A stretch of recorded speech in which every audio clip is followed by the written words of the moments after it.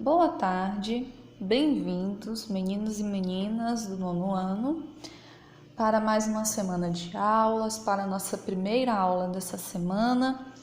Somos gratos a Deus por mais essa oportunidade, por mais esse privilégio, que é o privilégio da vida, de estar aqui, de estar com saúde, para continuar transmitindo conhecimento para vocês. Como vocês podem perceber, nós iremos dar início ao segundo momento do capítulo 4. Então, peço que vocês abram os livros na página 158, que a nossa notícia vai começar a partir daí. Nós não temos uma, mas 5 notícias diferentes hoje para analisar.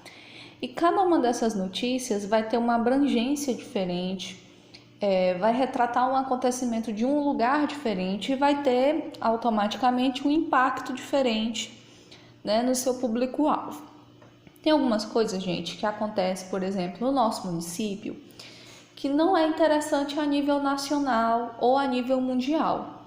Enquanto existem outras coisas que acontecem ao redor do mundo, por exemplo, que acabam nos afetando ou que acabam interessando, a nós. Então, a nossa primeira notícia, o texto 1, é um conteúdo relacionado ao mundo. E o título da notícia diz o seguinte: terremoto no Nepal deixa patrimônio histórico destruído. Veja o antes e depois. Tia, por que é relacionada aí ao mundo todo? Porque nós estamos falando de patrimônio histórico da humanidade. Se é da humanidade, então faz referência a todos os habitantes do mundo. Antes de começar a ler, como vimos no início desse capítulo, as notícias levam os fatos ao público, na intenção de informar. Mas são inúmeros os fatos ocorrendo a cada instante e muitos deles interrelacionados. É o que veremos agora. As notícias que você vai ler a seguir foram publicadas entre os meses de março e abril de 2015 e abordam fatos relacionados a catastróficos fenômenos da natureza que repercutiram bastante e que causaram grande comoção. Então, mesmo sendo notícias diferentes, de locais diferentes ao redor do planeta, de acontecimentos diferentes, elas estão unidas nesse viés.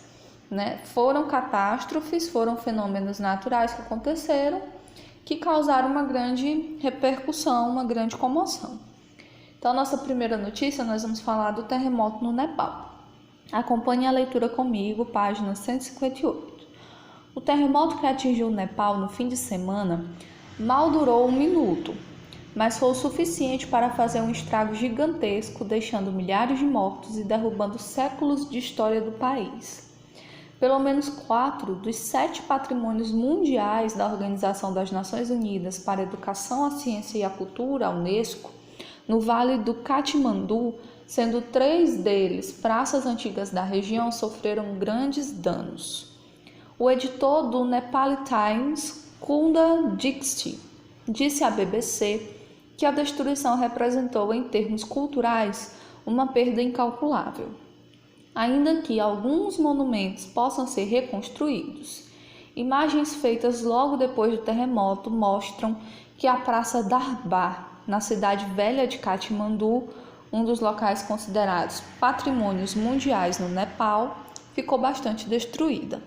O local é um conjunto de palácios, praças e templos que a Unesco chama de ponto focal social, urbano e religioso de Katmandu. Em Bhaktapur, até então a cidade mais velha conservada do Nepal, metade das casas ruíram com o terremoto e 80% dos templos foram destruídos. Entre outros edifícios, a torre de Dharihara, creio que seja assim a pronúncia, acabou derrubada com um tremor de terra e hoje só restam destroços e um pequeno pedaço da estrutura dela. Também conhecida como Torre de Bhimsen, o monumento foi construído pelo primeiro premier do Nepal em 1832 e era popular entre os turistas que queriam subir os mais de 200 degraus até a plataforma panorâmica na parte superior da torre. O principal templo na praça de Bhaktapur perdeu o telhado, enquanto o templo de Durga Vatsala, que data do século XVI e é famoso por suas paredes de arenito e detalhes cobertos de ouro, também desabou com um tremor. O historiador Purushottam Lokhan Shrestha, acho que é assim, gente, que nome estranho, disse ao site local, o ekantipur.com, que o patrimônio histórico do Nepal sofreu grandes perdas com o terremoto. Perdemos a maioria dos monumentos que eram considerados patrimônio cultural da humanidade em Katmandu, Bhaktapur e Lalitpur.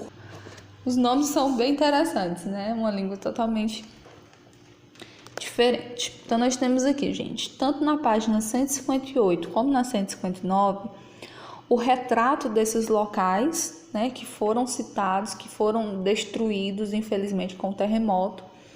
E para vocês perceberem como que a devastação por conta de um fenômeno natural pode ser grave. Acabou destruindo monumentos do século XVI, então antiguíssimos e cheio de história. O dicionário está trazendo aqui para a gente a localização, entre aspas, geográfica do Nepal. O Nepal é um pequeno país da Ásia, localizado entre a China e a Índia. É lá que estão a Cordilheira do Himalaia e o famoso Monte Everest, o mais alto do mundo. A religião principal é o hinduísmo, que tem vários templos históricos no país. O Nepal foi uma monarquia até 2007, quando se tornou uma república. Então essa é a nossa primeira notícia, um terremoto no Nepal que acabou infelizmente destruindo um patrimônio histórico mundial. A nossa segunda notícia já se encontra na página 160 e é uma notícia aqui do nosso Brasil. O título da notícia diz o seguinte: mais de 10 mil pessoas foram atingidas por um tornado em Xanxerê. Olha que nome interessante, né? Acompanhem comigo a leitura, gente. Números atualizados pela Defesa Civil de Santa Catarina mostram que pelo menos 10 mil pessoas foram afetadas pelo tornado que atingiu o município de Xanxerê no dia 20 de abril. Mais de 1.000 pessoas estão desabrigadas e um balanço preliminar informa que 2.600 imóveis foram afetados.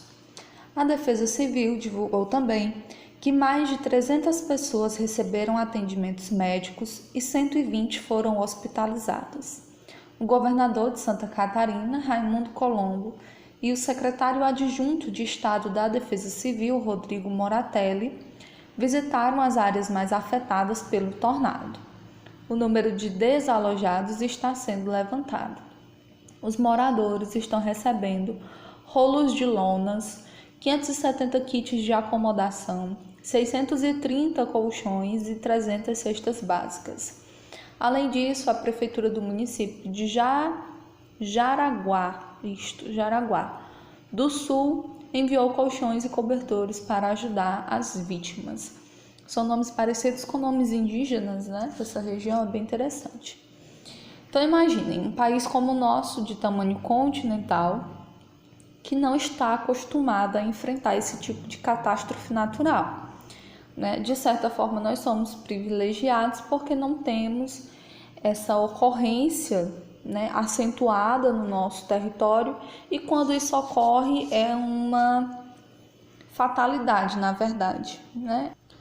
Vamos agora para a nossa terceira notícia, que se encontra na página 161, e o título dela diz o seguinte: vulcão chileno Calbuco entra em erupção e expele grande coluna de cinzas. E aí vocês estão vendo uma imagem, uma vista panorâmica desse vulcão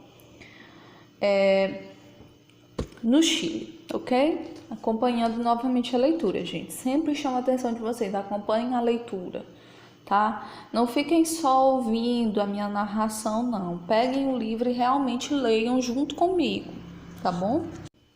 O vulcão chileno Calbuco entrou em erupção nesta quarta-feira, 22 de abril, e expeliu uma potente coluna de cinzas de vários quilômetros de altura, o que não acontecia há quase 50 anos, provocando o isolamento das cidades mais próximas. Ele está localizado na turística região dos Lagos, 900 quilômetros ao sul de Santiago, e sua atividade ocorre no mesmo momento em que outro vulcão no país, o Vila Rica, também está em fase de erupção. A erupção do Calbuco ocorreu às 18 horas, horário local. Quase meia hora depois do início da atividade, uma coluna de 10 quilômetros de altura havia se transformado num verdadeiro cogumelo gigante em direção ao leste. Autoridades determinaram o isolamento de um raio de 10 quilômetros ao redor do vulcão, que faz parte da Reserva Nacional do Llancuy. O Chile tem a segunda maior cadeia vulcânica e de maior atividade no mundo depois da Indonésia. E aí vocês estão vendo na página 161 a erupção, a coluna de cinzas, que se ergueu assim que o vulcão chileno entrou em erupção. E aí, cansou? Não pare agora, nós estamos quase concluindo. Sei que são muitas notícias, muitas informações diferentes para a gente analisar, mas nós já estamos na nossa penúltima notícia, página 162. Essa notícia repercutiu na internet, então vocês vão ver aqui, texto 4, web, porque ele está fazendo referência ao veículo de comunicação por onde essa notícia se tornou famosa, conhecida. E o título da notícia diz o seguinte: tromba d'água de Piedade gera forte repercussão online. E aí vocês estão vendo a ilustração do que é a tromba d'água, que é um fenômeno que se forma graças à presença de nuvens densas. Então vamos lá acompanhar a leitura dessa notícia. Um fenômeno climático que produz ventos de até 80 km por hora assustou os banhistas da Praia de Piedade, em Jaboatão dos Guararapes, região metropolitana do Recife. Na internet, a repercussão foi expressiva. Na página do Diário de Pernambuco, no Facebook, foram publicados 2 vídeos enviados pelos internautas. O primeiro, de autoria de Arthur Tavares, foi filmado da sacada de um apartamento próximo à beira-mar. Que chique, né, gente? Um apartamento próximo à beira-mar. Sonho de consumo. Continuando, até o fechamento dessa matéria, contava com 925 mil visualizações, mais de 20 mil likes e mais de 30 mil compartilhamentos. Um segundo vídeo, gravado por Vanessa Quechua, por sua vez, já gerou 697 mil visualizações, mais de 14 mil likes e mais de 15 mil compartilhamentos.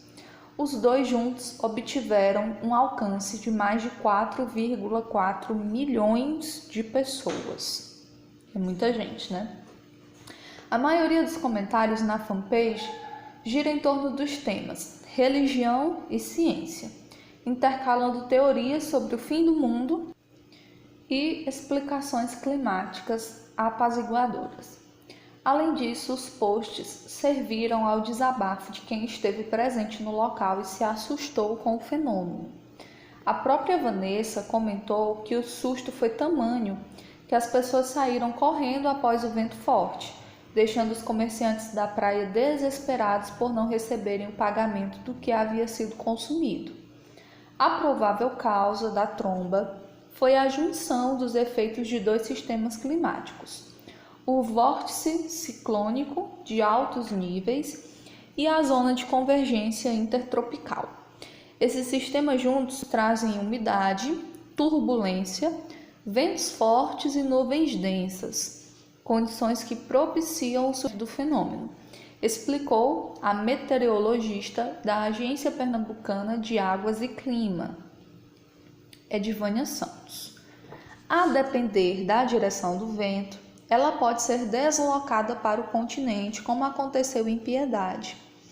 Como é um vento isolado, não é possível prever quando pode acontecer novamente. A orientação para a população é sempre permanecer o mais distante possível da tromba d'água, diferente do que muitas pessoas fizeram tentando captar as imagens. Quanto mais forte estiver, mais perigoso pode ser, alertou Santos. A APAC irá estudar a ocorrência. O povo brasileiro em si não é acostumado a ver fenômenos meteorológicos tão de perto, então é compreensível que quando uma coisa diferente, inusitada, digamos assim, aconteça no nosso território, gere uma grande comoção, porque nós não estamos adaptados, acostumados com esses fenômenos, terremotos, maremotos, erupções vulcânicas ou qualquer outro tipo de fenômeno natural. Então é compreensível, né, que as pessoas tenham ficado extremamente assustadas. Pronto, gente. Na página 163, nós chegamos na nossa quinta e última notícia. Olha aí, nem foi tão demorado assim. E a nossa notícia de número 5 está voltada para o âmbito internacional, como vocês podem ver na parte superior da página. E o título diz o seguinte: cerca de 40 pessoas morrem em tempestade no Paquistão. Chuvas e ventos violentos já mataram pelo menos 44 pessoas e feriram mais 200 desde a noite do dia 27 de abril no norte do Paquistão, anunciaram as autoridades locais. A tempestade, classificada como um mini-ciclone por um responsável dos serviços meteorológicos paquistaneses, atingiu a cidade de Peshawar, creio que seja assim a pronúncia. Telhados desabaram e estradas foram bloqueadas pela queda das árvores. Ventos violentos e chuvas torrenciais danificaram pomares e campos de trigo, declarou Ghani, ministro da Informação de Khyber. Agora o outro nome é impronunciável. Não consigo, gente, pronunciar o outro nome. Província da qual Peshawar é capital. Quem souber, a gente vai já procurar no Google aqui. Dá um Google para a pronúncia aqui dessa província. Um nome bem interessante mesmo, meio estranho. E nós temos aqui no nosso dicionário algumas palavrinhas que estão vinculadas às notícias que nós lemos. Estado de exceção, que é uma situação política de emergência nacional que ameaça a ordem democrática. Internautas, que são as pessoas que utilizam de forma regular a internet. Fanpage, uma página de rede social que o internauta pode curtir. Os posts, que são as mensagens. O vórtice ciclônico, área onde os ventos nos níveis mais altos da atmosfera giram no sentido horário. E província, que é uma divisão territorial colocada sob a autoridade de um poder central. Certo, gente? Então, as 5 notícias que nós fizemos a leitura, todas estão relacionadas a fenômenos naturais que infelizmente geraram catástrofes. A primeira notícia tratou sobre o terremoto lá do Nepal, que acabou destruindo um patrimônio histórico de séculos, de história. A segunda notícia falou um pouquinho a respeito do tornado que atingiu as pessoas em Santa Catarina, que deixou muitas pessoas desalojadas, desabrigadas. Na nossa notícia de número 3, o vulcão chileno que entrou em erupção, e só as cinzas que ele expeliu já foram suficientes para isolar as áreas próximas daquele lugar. No texto 4, nós falamos de uma tromba d'água, que é outro fenômeno natural. E no texto 5, uma tempestade no Paquistão, que foi responsável pela morte de pelo menos 44 pessoas. Então, o que há em comum entre todas essas notícias é o fato de estarmos abordando fenômenos naturais. Apesar do homem ter uma inteligência muito avançada, uma tecnologia também avançada e viver nesse ambiente que é a natureza, nós não vivemos, de certa forma, de uma maneira muito harmoniosa. Então, isso acaba acontecendo. Então agora vocês vão, com base nessas notícias, responder a atividade da página 164 e 165. Qualquer dúvida, eu estou à disposição, tá certo, gente? Então, um beijo e até a nossa próxima aula.